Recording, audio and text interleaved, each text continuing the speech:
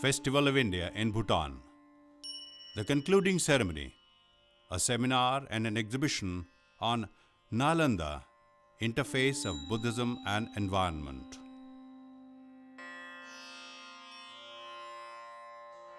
Bahudeva manusacha mangalani achintayum. Bhutan lies in the folds of southern foothills of eastern Himalayas between India and China.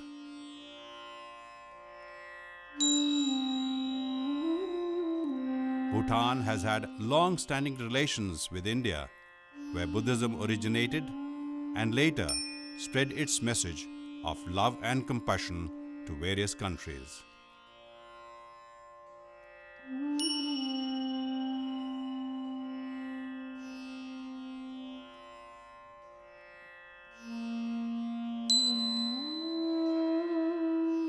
In the 8th century, Guru Padmasambhav, a renowned Buddhist saint from Udyan, visited Bhutan and imbued the teachings of Buddhism there.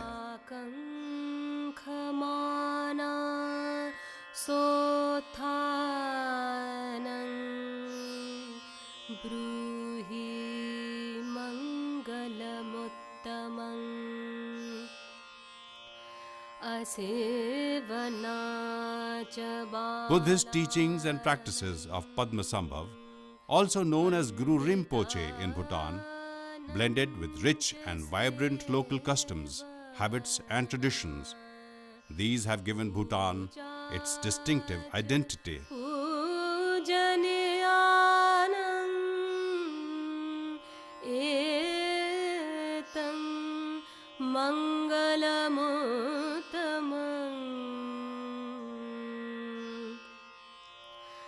Patirupadesasocha Pubbe jagat punyata Atta samma pandija etam mangalamutamam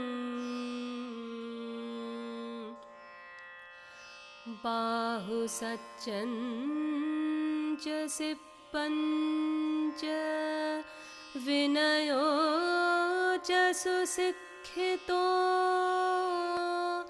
subhasita chaya vacha etam mangalamutamam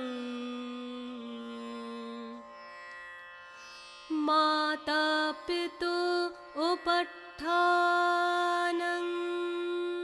puttadara sasangaho anakula chakam. Guru Padmasambhav was an acharya in the ancient Nalanda Mahavihar.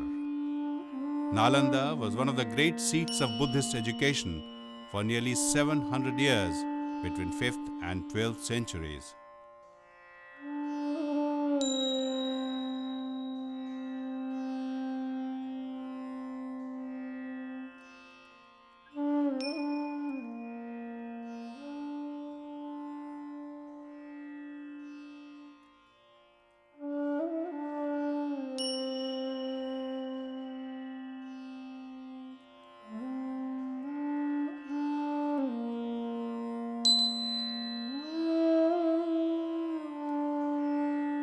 The Mahavihar saw its downfall in the 12th century.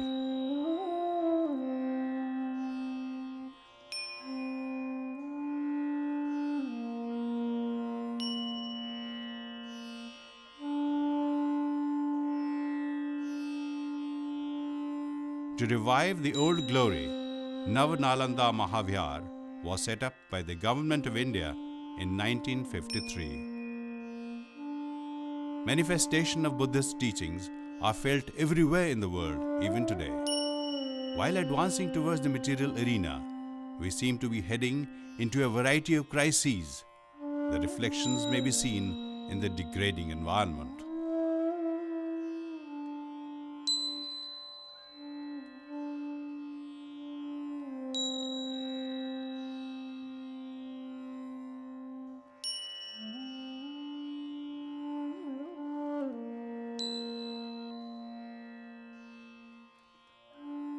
In order to encourage the inherent values of environment through Buddhist teachings, a seminar was held in Thimphu on 24th and 25th November 2003. This was the concluding event of the Festival of India in Bhutan.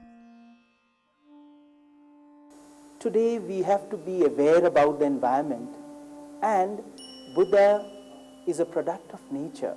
So his emphasis on preservation of environment is so much.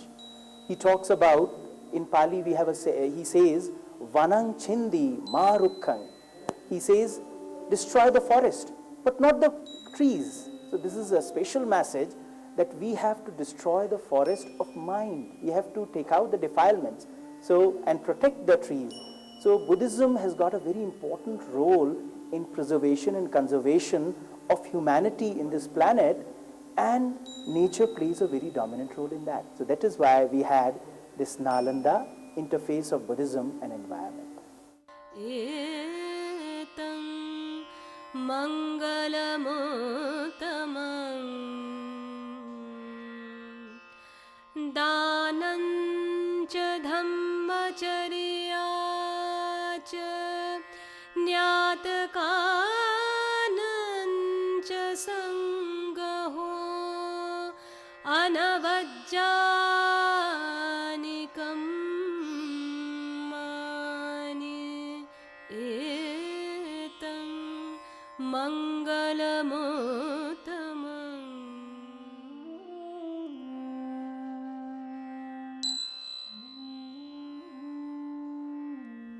I believe it is most fitting that the last major event of the Festival of India is a celebration of the spiritual bond that binds our people. As we expand the bilateral ties that are so steeped in the history and culture, we are intensifying our friendship through a sacred legacy that is in many ways the essence of identity of our two countries. Professor Anupa Pandey taking us through Nalanda arts and its uniqueness with special reference to bronze images.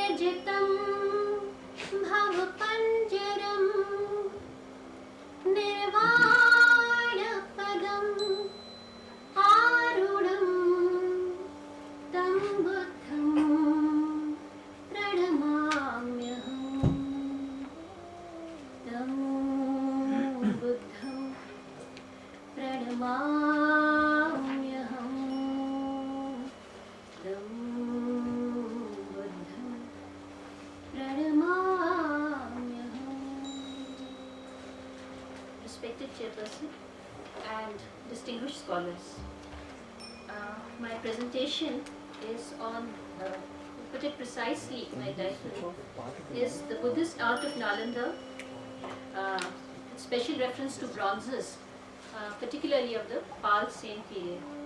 I'll just give a brief introduction and then my basic presentation will be on slides. Thank you, teacher, present everyone. And while publishing, I'll take care of all these points. The first speaker of this second part of the first session, Mr. Sonam Khinga, who is to participate in this very prestigious seminar culminating the Indo-Bhutan Festival. Although, as one of the participants has pointed out, while the paper has got really nothing to do with Nalanda, I think my reflections on an event of significance to Bhutan look at the relationship between film and the director, Kento Nobu, as he is known in the film world, and finally conclude to argue that against the director's proclamation that Travelers and Magicians is indeed a Buddhist If film. you have any comments regarding this, we might have an elaborate discussion tomorrow. And now I pass on to Dr. Deshinsari. Now, as being as one of the people who went to see the movie, one of the strongest message we got in Bhutan is that we're very proud that we're the last Buddhist Mahayana kingdom. But the fact is that the religion, the young people can't associate with it. They find it very difficult. They find the books very difficult to read. They find the teachings hard. They find the fact that you have to have obedience. You have to want to find a master very hard, because the kind of educational system we're taught to question, we're taught to think. And I think the wonderful part is that we have to bring in humor, we have to bring in other mediums, we have to bring in films, we have to bring in artwork. I think if we limit ourselves as Buddhists, it'll be very sad, because we lose such a rich historical tradition which we heard this morning about. And I think they're both very important. Thank you, sir. We have 3 papers to be read. One by Dr. Yongten Dargye, the Padmasambhava's mission in the court of Senda King in Bumthang. The second is by Dr. Hirapol Gamnegi, the advent of Venerable Padmasambhava in the Himalayan countries. And the third one by Dr. Dipankar Lama, important acharyas of Nalanda and their contribution. I will stick with my topic, which was assigned to me, was about the Guru Padmasambhava. And I will reframe my topic, and I have done like the Guru Padmasambhava and his contribution to the Himalayan regions. A wonderful presentation on the 8 different manifestations of Guru Padmasambhava and the spiritual legacy passed down from the times of Guru Rinpoche, with the sole purpose of subduing the evils and establishing and nurturing peace and harmony, which are still practiced in Lahore, Spiti and in the greater Himalayas. Dr. Dipankar Lama to make his presentation. So Nalanda Mahavihara was undoubtedly one of the greatest institutions in the ancient time, closely associated with the Lord Buddha. Nalanda aroused the interest of Buddha, who often on his mission of expounding his doctrine to his eager listeners, frequently visited the place and took rest at the Pavarik mango grove. In the history of Buddhism, it had a special importance, being the birthplace of his disciple Sariputra, where also he attained enlightenment. Now request Louis Lumpy to start your presentation. We could summarize the whole 84,000 corpses of Buddhism into 3 broad categories, the so-called the 3 turnings of the wheel of Dharma. In the first turning of the wheel of Dharma, Prathama Dharma Chakra Pravartanam, the main concept presented is the 4 noble truths. The truth of suffering, which is to be understood, the truth of its cause, which is to be discarded, the truth to its path to its cessation to be travelled upon, and the truth of cessation to be achieved. Vipassana, we cannot purify and we cannot transcend. So I just wanted to clarify this, that in Hinayan also meditation is a very integral part. Thank you. Well, I endorse the views of the speaker regarding the 3 Dharma Chakra Pravartana. Well, we may not have any historical proof, but we have a very strong tradition. Besides, at least from 3rd century BC onwards, we see traces different from what is known in Theravada Buddhism, and they start emerging by about 1st century AD. Even if you look in the early specimens of Buddhist art, they cannot be explained, whether it is Bharut, whether it is Sanchi, whether it is Amravati, cannot be alone explained on the basis of Theravada Buddhism. So there appears to be something. Even in the Sarvastivada we have elements of Tantra, which are not exactly a part of Mahayanic tradition. So therefore the tradition should not be simply discarded. Well, whether it was done by Sakyamuni himself, but there were certainly the elements, because the sole aim of everyone who gets Upasampada was to achieve enlightenment, which was emphasized in much more stronger terms by the Mahayanic preachers and the Mahayanic text. That we can take some of the principles, there are parables, and there are direct references to forest conservation in the historical Buddha's life. So, drawing from traditional Buddhist texts, we've now done some work from the Environment Commission on indigenous conservation principles.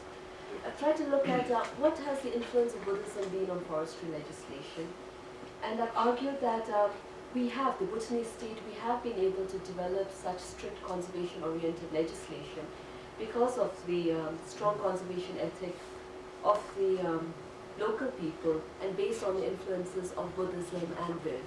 Next. Having the very privilege of presenting the paper on the influence of Buddhism on Bhutanese criminal trial system is a tribute to His Lordship, the Honorable Chief Justice of Bhutan, who personally has initiated in researching this project, and also to the tribute that I would like to pay to the reigning judges of the Kingdom of Bhutan and the past judges of the Kingdom of Bhutan and the future judges in reminding us that the trial system that has been followed for centuries and never been written down, and this is a small attempt from our side to put into what is practiced in a written form. And I will take the audience walking through the Bhutanese criminal trial system. All subjects of Buddhism is concerned. He has got studies in Hinayana, Mahayana, comparative study. He has got studies in Mantrayana and whatnot.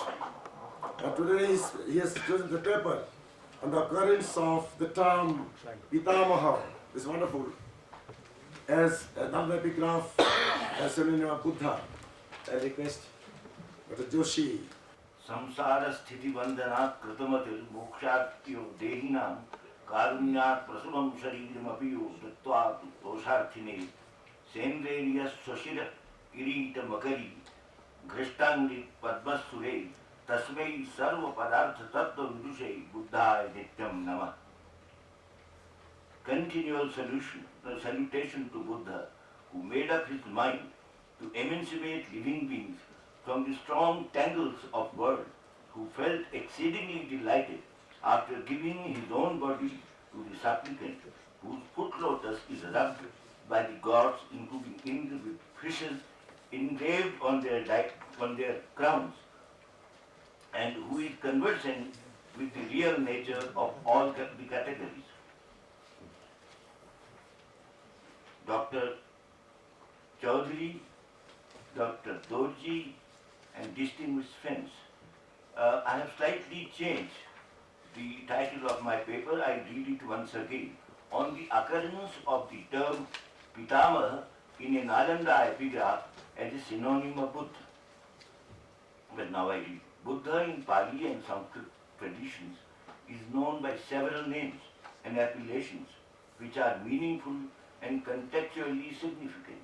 In the 5th century AD, the well-known ancient lexicographer Amar Singh, in his famous Namalinga Nushasanam, gives versified list of Buddha's names and synonyms divisible in two. A. Sarvagya Sugato Buddho Dharmarajas Tathagata Samantra Bhadro Bhagavan Marajit Lokajit Jena Sadvigyo Dashavalo Advayavadi Vinayaka Munindra Sri Ghana Shastra Muni. Then next part, Shakti Munistiyas. Now the names of Gautam Buddha. Sasatya Simha Sarvartha Siddha Saudhoranishasa Gautamas Charta Bandhusya Maya Devi Sutasya. Joint Director of National Museum of Bhutan, please come and present a paper. I'll try to put the Bhutan Buddhism and Buddhist literature put all together. The predominant religion of Bhutan from the 7th century or earlier, and has inculcated deeply the value that all forms of sentient beings, not just only human life, are precious and sacred. Given such a prevailing ethos which respects the natural environment, Bhutanese have lived in harmony for many centuries with nature, as mentioned by Dr. Kishan. And the nation has its environment still pristine and intact today. Bhutanese have treasured their natural environment as it is seen as a source of all life and the abode of the worldly gods and spirits. Every mountain, hill, valley, rock, lake, and even tree are considered as the dwelling place of gods, demigods, and spirits, and are not disturbed. Therefore, why should human beings disturb each other? Thank you. Topic for my paper today is Chorten, its symbolism and significance. So in the Mahaparinirvana Sutra, it is mentioned that at the time of Mahaparinirvana, when Ananda asked Buddha what he should do with his remains, Buddha replied, at the four crossroads a cry should be directed to Tathagata, and whosoever shall there place garlands or perfumes or paint or make salutation there, or become in its presence calm in heart, that shall long be them a profit and joy. To perform the wholesome deeds, to purify the mind, this is the teachings of the Buddhas. Precept, which form the foundation of the morality, serve as an interface between an individual and other beings. They were founded on the understanding of interconnectedness of all phenomena, and hence they relate to the root and fruit of all actions. Essentially, they serve to protect the one who protects or observes them. Dhammo have rakhatu dhammachari. This is another very important quote which we find quite often and has been a big source of inspiration for the people who are trying to go in the path of truth. There is no denying the fact that from a Buddhist perspective, the relationship between man and nature and the need for maintaining balance between man's life and nature is essential. This is because in Buddhism, humanity is considered as an integral part of nature. Even his Mahaparinirvan, or the great decease, was under the Shala trees of Kusinagar, as has been pointed out by other scholars too. Further, in fact, there has been a long tradition in Buddhism according to which each of the Manushi Buddhas got enlightenment under a particular tree, and which in Buddhist tradition are regarded as highly sacred. Similarly, the future Buddha too is believed to attain enlightenment under a particular tree, that is under a mango tree. Besides, according to the Buddhist tradition, each of the 24 Tathagatas are stated to have achieved enlightenment under a tree. Like Gautama Buddha, Dipankar attained enlightenment under the peepal tree. This tradition of respecting trees, apart from the worship of the Bodhi tree itself, can be noticed in their adoration of the Vrikshika or the Vriksha Devatas, that is the tree divinities. Buddha also preferred aramas or groves for his sojourn. He was opposed to Brahmanical sacrifices since these involved killing of animals. In fact, he also strongly propounded non-slaughter of cows. Taking life would lead to dread and hatred in this world, whereas abstaining from killing will not breed dread and hatred in this world and in the next world. Thus, that dread and hatred has ceased for him who abstained from taking life. The followers of the Buddha were to observe the 5 precepts of the Panchashil, which Dr. Pant has also already mentioned, of which the first precept enjoined Pranatipata Veramani Sikhapadam Samadhiyam. That is, I undertake the precept to abstain from the taking of life. By observing this precept, I quote, a Buddhist recognizes his relationship with all living things, a relationship which is so close that the harming of any living creature is inevitably the harming of himself. Or the environment. Law of nature balances the environment or our existence.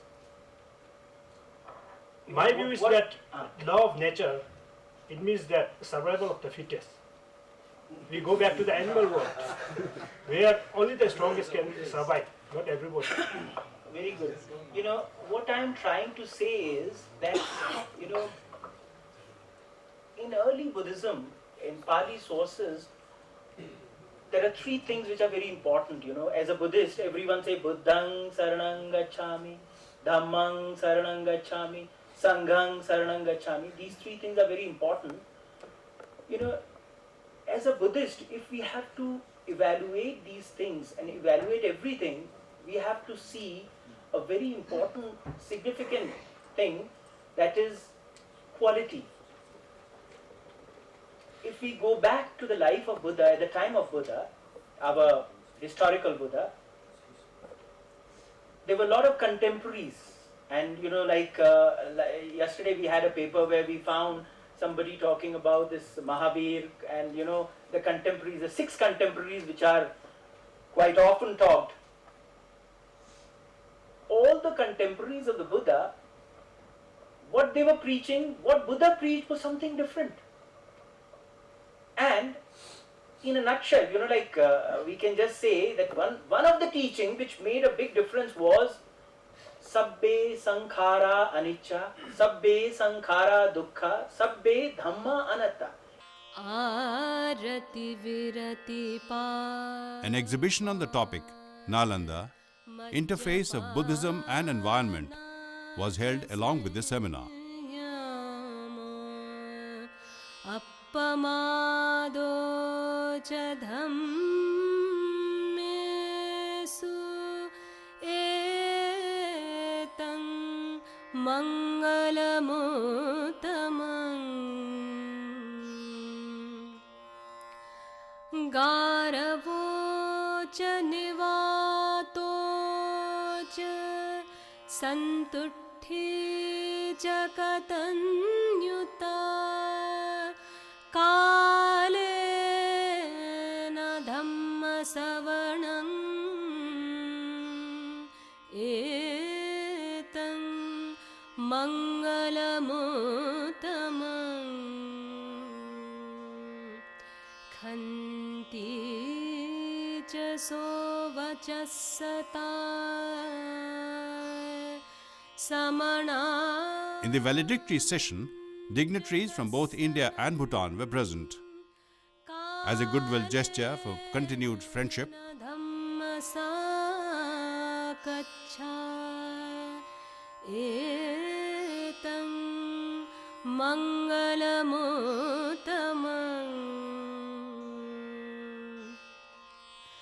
Tapocha brahmacharya